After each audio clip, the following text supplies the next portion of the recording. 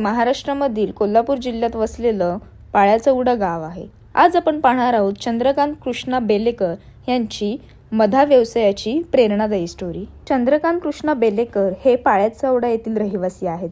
ते गेली 8 वर्ष मधाचा व्यवसाय करत आहेत. त्यांना प्राणीमात्र आणि निसर्गाची खूप आवड आहे. हा व्यवसाय पश्चिम भागात ते करत आहेत. हा व्यवसाय करत असताना त्यांना त्यांच्या कुटुंबाकडून सुद्धा मोठा पाठिंबा मिळत आहे. हा व्यवसाय करताना अनेक लोक जीवाची भीती बाळगतात, पण चंद्रकांत बेलेकर कसलाही विचार न करता आणि भीती न बाळगता धाडसाने हे काम करत आहेत. त्यांच्या मेहनतीमुळे आणि निसर्गामुळे हा व्यवसाय ते मनापासून पुढे जोपासून नेत आहेत.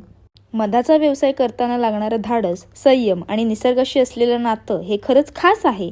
हा व्यवसाय करताना मधमाशांच्या जवळ जावं लागतं, त्यांचा स्वभाव समजून घ्यावा लागतो आणि कधीकधी जीवाचीही पर्वा न करता काम करावं लागतं.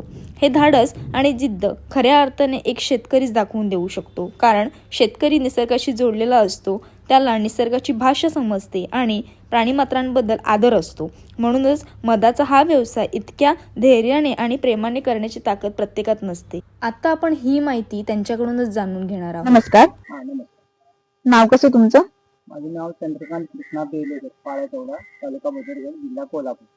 मधाचा व्यवसाय तुम्ही करताय ग्रामीण भागात. तो करत असताना हा व्यवसाय प्रामुख्याने बघायला गेलं तर पूर्णपणे रिस्की आहे. तरी सुद्धा गेली 8 वर्ष ह्या व्यवसायात तुम्ही काम करत आहात. तर काय सांगाल त्यामागचा इतिहास, त्यामागची तुमची संकल्पना? मला पूर्वीपासूनच जंगल आणि निसर्ग याची आवड असल्यामुळे आणि त्याचबरोबर मधमाशी हा आता व्यवसाय म्हणून किंवा मधमाशी निसर्गाला एक चांगल्या निसर्गात देणगी आहे आणि ती जोपासण्याची माझ्याकडे एक चांगली कला होती पूर्वीपासूनच. म्हणून रिस्क असून सुद्धा एक उत्पन्नाचं साधन आणि निसर्गाचं संवर्धन या दोन्ही गोष्टी मला आवडत असल्यामुळे मी या व्यवसायाकडे वळालो. तर ह्या ग्रामीण भागात बघायला गेलं तर तुम्ही एकमेवच आहात का मधाचा व्यवसाय करणारे?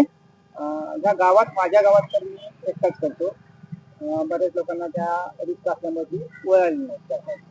हा मधाचा व्यवसाय करत असताना बरेचसे बाहेरून तुमच्याकडून मध नेण्यासाठी लोक येतात किंवा तुम्हाला ऑर्डर टाकतात आणि तुम्ही ट्रान्सफर करतात.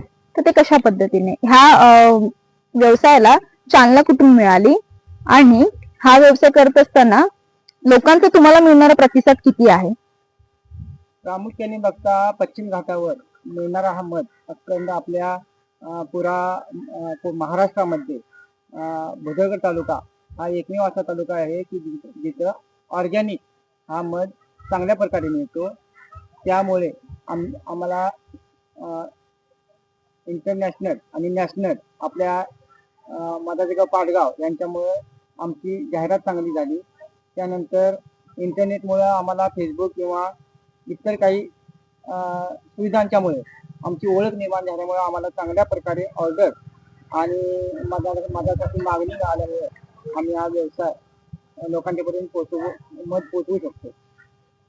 तुमचे बरेचसे काही चांगले मित्र आहेत जे कोल्हापूर जिल्ह्यापर्यंत मर्यादित नसता पूर्ण भारतभर किंवा महाराष्ट्रभर मित्र आहेत तुमचे, किंवा त्याच्या व्यतिरिक्त बरेचसे लोक तुमच्याकडे मधासाठी मागणी करतात. तर काय असतो त्यांचा प्रतिसाद?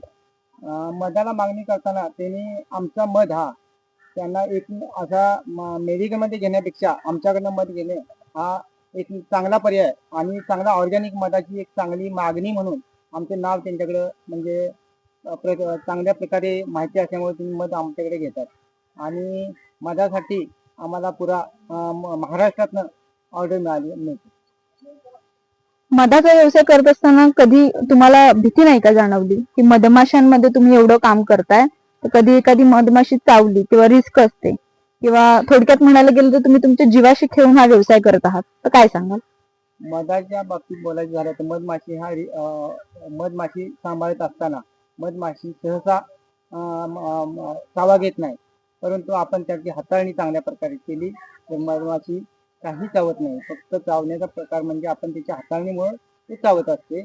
आम्हाला एक 10-20 माशी चावली तर त्यात एवढा काही असा फारसा फरक पडत नाही, त्याची सवय झाली आहे.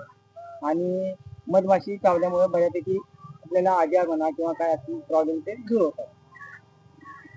ह्या व्यवसायाला आता तुमची आता बघायला गेलं तर ह्या व्यवसायाबद्दल तुमचं काय म्हणणं आहे? आत्ताची तरुण पिढीला तुम्ही काय सांगाल? सगळ्यात भारी ज्याला निसर्गाची आवड आहे आणि आपल्या कुटुंब आणि निसर्गाचं संवर्धन करण्याची ज्याच्याकडे इच्छाशक्ती आहे त्यांना हा एकमेव चांगला पर्याय म्हणून मधमाशी पालन हा व्यवसाय करावा ही माझी सगळ्यांना चांगली विनंती आहे. कारण का निसर्गाचं संवर्धन हा एक सगळ्यात पर्याय म्हणजे मधमाशी आणि मधमाशीमुळे आपल्याला उत्पन्न मिळते आणि निसर्गाचं संवर्धन पण होते म्हणून मधमाशी हा धंदा चांगला आहे सगळ्यांना.